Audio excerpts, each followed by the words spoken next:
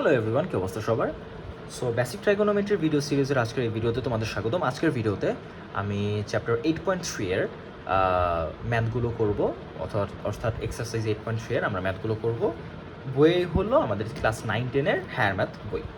এটা হলো পুরাতন বই, ঠিক আছে? তো আজকের ভিডিওতে আমরা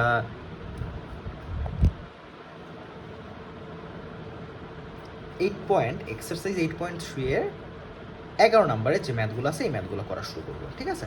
এখন এই ম্যাথগুলোর মধ্যে একটা জিনিস খেয়াল করো, আমাদের এই ম্যাথগুলো একটু আজকের ভিডিওটা একটু নতুন, অন্যান্য ম্যাথের তুলনায় এই ভিডিওটা একটু নতুন, ঠিক আছে? এই ধরনের ম্যাথ এর আগে আমরা খুব কম করছি, অবশ্যই করি না এরকমটা না, করেছি। তো চলো শুরু করে দিই আমরা।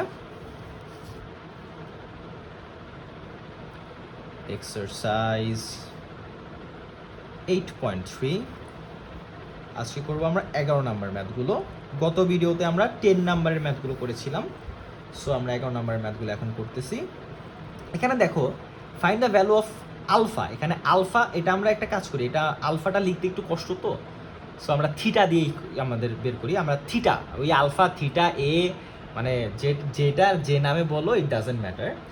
সো আমরা থিটার ভ্যালুটা বের করতে বলছে এবং এই কন্ডিশনের মধ্যে। সো এক নম্বরে যে ম্যাথটা বলছে সেটা হলো কট থিটার ভ্যালু হইল -√3, যেখানে থিটাটা হইল 3π/2 থেকে বড় এবং 2π থেকে ছোট। সো এটা অ্যাকচুয়ালি কি নির্দেশ করে? এটা হইলো, এটার মানে হলো 270 ডিগ্রি আর এটা হলো 360 ডিগ্রি। তার মানে এটা অ্যাকচুয়ালি এই জায়গাতে আছে, ঠিক আছে? এই থিটাটা অ্যাকচুয়ালি ফোর্থ কোয়াড্রেন্টে আছে, এটা দিয়ে এটা বুঝাইলো, ঠিক আছে? এটা ফোর্থ কোয়াড্রেন্টে আছে। এখন এই ম্যাথটা কিভাবে করবো আমরা? সো এই ইকুয়ালস টু থেকে যদি করা শুরু করি, মাইনাস দিলাম। এখন কট কত ডিগ্রির ভ্যালু √3 সেটা আমাদের বের করতে হবে। কট কত ডিগ্রি ভ্যালু √3? অ্যাকচুয়ালি কট 30 ডিগ্রির ভ্যালু √3। 30 ডিগ্রি মানে কি? π/3, ঠিক আছে? এটা লিখলাম। এইবার আমাদের কি করতে হবে? এমনভাবে এই জিনিসটাকে সাজাইতে হবে যাতে করে কটই থাকে এবং ওইটা ফোর্থ কোয়াড্রেন্টে পড়ে। কারণ ফোর্থ কোয়াড্রেন্টে আমাদের কিন্তু কটের ভ্যালু কিন্তু এমনিতেও নেগেটিভ। ফোর্থ কোয়াড্রেন্টে কিন্তু আমাদের কটের ভ্যালু এমনিতেও নেগেটিভ। সো নেগেটিভটা আসতে হবে। তাহলে কট কখন থাকবে? কট চেঞ্জ কখন হবে না? যখন এই জায়গায় π/2 এর সাথে হয় 2 গুণ হবে আর নাইলে 4 গুণ হবে, এরকম কিছু একটা গুণ হবে। তো এখানে আমি যদি 2 গুণ করি তাহলে 90 কয়বার আসতেছে? একবার, দুইবার এখানে আসতেছে, তাই তো? এরপরে যোগ বা বিয়োগ যেটাই দেই না কেন, আমি যদি বিয়োগ দেই তাহলে আমার সেকেন্ড কোয়াড্রেন্টে পড়বে, যদি যোগ দেই তাহলে থার্ড কোয়াড্রেন্টে পড়বে। তাহলে কি আমার এই কন্ডিশন কি ফুলফিল করলো? আমাদের কি ফোর্থ কোয়াড্রেন্টে আসলো? আমাদের কিন্তু আসলো না। তাহলে আমাদের কি দিয়ে গুণ করতে হবে? 4 দিয়ে গুণ করতে হবে। 4 দিয়ে গুণ করলে কি হবে? 4π/2। π/2 মানে কি? 90 ডিগ্রি। তাহলে একবার, দুইবার, তিনবার, চারবার, এই যে এখানে চলে আসতেছে। এরপরে যদি আমরা একটা মাইনাস দেই তাইলেই কিন্তু আমাদের ফোর্থ কোয়াড্রেন্টে চলে আসতেছে না? ফোর্থ কোয়াড্রেন্টে চলে আসতেছে। দেখো এই জিনিসটা কিন্তু এটার সমান, ঠিক আছে? এই জিনিসটা কিন্তু এটা সমান। এইবার এটাকে যদি আমরা একটু এলসিএম করি তাহলে আমাদের কেমন আসবে? এই 4 এবং 2 কাটাকাটি গিয়ে উপরে একটা 2 থাকবে, তাহলে এর এলসিএম হবে 3। তারপর 3 দুগুণে 6 মাইনাস পাই, সো এখানে আসবে কট 5π/3। আর এদিকে তো আমাদের কট থিটা ছিলই, সো কট কাটাকাটি গিয়ে থিটার ভ্যালু কত আসতেছে? π/3। So that's our answer. দেখো আমরা এতদিন কি ম্যাথ করছিলাম বলো তো? আমাদের অ্যাকচুয়ালি এইটাই দেয়া ছিল, তাই না? আমরা যদি একটু খেয়াল করো, আমাদের এই জিনিসটাই দেয়া ছিল। এখান থেকে আমাদের বলতো যে এই ভ্যালু বের করো, তাহলে আমরা তখন কি করতাম বলো তো? কট এটাকে আমরা π/3-তে এভাবে করে লিখতাম। তারপরে হইলো এটা প্রায় দ্বিগুণ, তার মানে এটা 2π, এরপরে মাইনাস লিখতাম। এরপরে আমরা কি করতাম? এই যে 2π এর জন্য কটই থাকে, বাট এটা কোন কোয়াড্রেন্টে পড়তেছে? এটা ফোর্থ কোয়াড্রেন্টে পড়তেছে, আমরা হিসাব করে দেখতাম। তাই আগে একটা মাইনাস দিয়ে দিতাম, এরপরে π/3, তারপর আমাদের মাইনাস এটা ঠিক। তাহলে এই ম্যাথ আর এই ম্যাথ, আমরা এতদিন এই ম্যাথ করে আসছি, এখন আমাদের এই ম্যাথ করতে হবে। তাহলে আমাদের জাস্ট উল্টা রিভার্স করতে হবে, উনো রিভার্সের মতন। জাস্ট আমরা এতদিন এভাবে করে করছি, এখন এটাকে উল্টা করে করব। আশা করি তোমরা ম্যাথটা বুঝতে পারছো। চলো আমরা আরও ম্যাথ করি, তাহলে আমাদের আরও ক্লিয়ার হবে। ওকে, নেক্সটে 2 নম্বরে যে ম্যাথটা আছে, দেখো cos theta is equals two -1/2। এখন থিটার ভ্যালুটা কেমন? থিটার রেঞ্জটা হইল π/2 এর থেকে বড় আর 3π/2 এর থেকে ছোট। তাইলে দেখো এটা কোথায় পড়তেছে, এটা অ্যাকচুয়ালি 90 এর থেকে বড় এবং 3π/2, তার মানে এখানে আর এখানে পড়তেছে, তাই তো? এবার একটা জিনিস খেয়াল করে দেখো তো, কজের ভ্যালু এই দুইটা জায়গাতেই নেগেটিভ না? যেহেতু দুইটা কোয়াড্রেন্টেই নেগেটিভ, তার মানে এই ম্যাথের অ্যান্সার অ্যাকচুয়ালি দুইটা আসবে। কিভাবে আসবে দেখো, মাইনাস দিলাম, এখন কস কত ডিগ্রি ভ্যালু? হাফ। কস হলো 60 ডিগ্রি ভ্যালু হাফ, তার মানে π/3 এর ভ্যালু হাফ। এবার আমরা কি করব, কস এটা π/3 লিখবো, এখানে পাই দিব, পাই মানে কি এখানে, ঠিক আছে?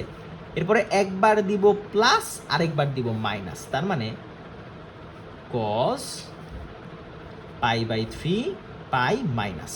দেখো তো, একটু খেয়াল করে দেখো তো, পাই মানে কি? পাই মানে এখানে যদি প্লাস দিই তাহলে এই কোয়াড্রেন্টে আসতেছে, এই কোয়াড্রেন্টে আমাদের কিন্তু কজের ভ্যালু নেগেটিভ। যদি মাইনাস দিই তাহলে এই কোয়াড্রেন্টে আসতেছে, তার মানে এই কোয়াড্রেন্টে আমাদের কজের ভ্যালু কিন্তু নেগেটিভ। তাহলে অ্যান্সার কিন্তু দুইটা পেয়ে গেলাম।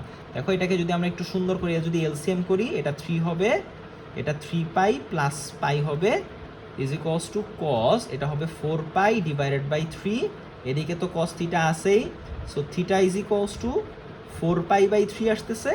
আর এটার ক্ষেত্রে যদি আমরা চিন্তা করি, কস এটাকে যদি আমরা এলসিএম করি, 3π মাইনাস পাই, সো কস 2π/3, এই পাশে তো আমাদের কস থিটা আছেই, so theta is equals to 2π divide by 3। So theta is equals to, একটা আসতেছে 2π ডিভাইড বাই 3, আরেকটা আসতেছে 4π divide by 3। Both is our answer.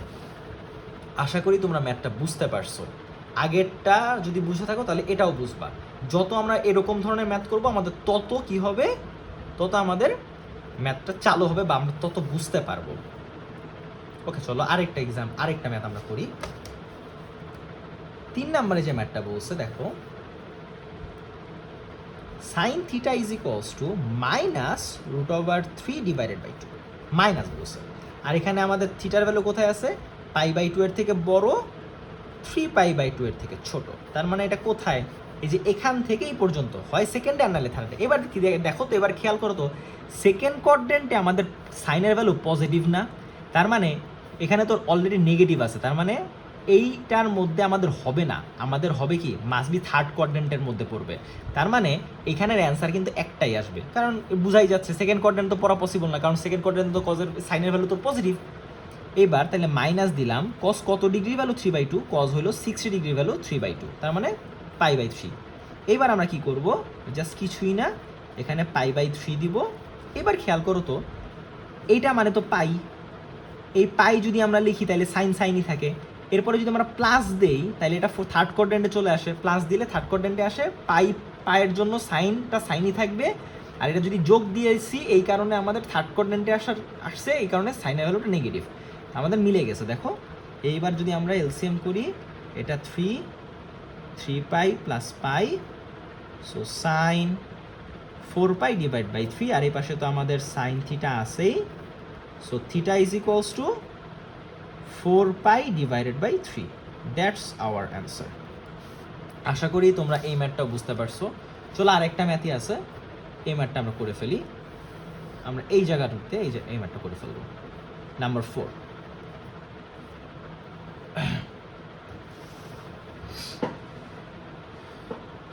Okay, number 4-এ যে ম্যাথটা আছে দেখো, কট থিটা ইজ ইকুয়ালস টু -1 দেয়া, কট থিটা ইজ ইকুয়ালস টু -1 দেওয়া, আর থিটার ভ্যালুটা দেখো তো, পায়ের থেকে বড় 2π থেকে ছোট দেয়া আছে। তার মানে এটা অ্যাকচুয়ালি কোথায়? পায়ের থেকে বড়, 2π থেকে ছোট, তার মানে এই যে এইটুকু না, হয় থার্ড কোয়াড্রেন্ট আর নাহলে ফোর্থ কোয়াড্রেন্ট। এবার দেখো তো, কটের ভ্যালু থার্ড কোয়াড্রেন্টে কিন্তু পজিটিভ, তার মানে থার্ড কোয়াড্রেন্টে এটা হওয়া পসিবল না, ফোর্থ কোয়াড্রেন্টেও নেগেটিভ, এই যে নেগেটিভ আছে, তাই তো? তার মানে এটার ভ্যালু একটা আসবে। তাহলে এটা কি করবো আমরা, মাইনাস কট কত ডিগ্রি ভ্যালু 1, কট কত ডিগ্রি ভ্যালু 1, কট হলো 45 ডিগ্রি ভ্যালু 1।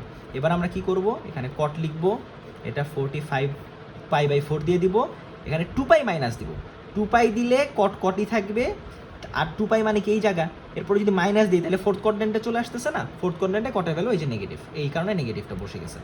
এবার আমরা কট এটাকে যদি আমরা এলসিএম করি, এটা 4 আসবে, এটা 8π মাইনাস পাই, সো কট এটা আসবে 7π/4। আমাদের এই পাশে তো অলরেডি কট থিটা ছিল, so theta is equals to our 7π divided by 4।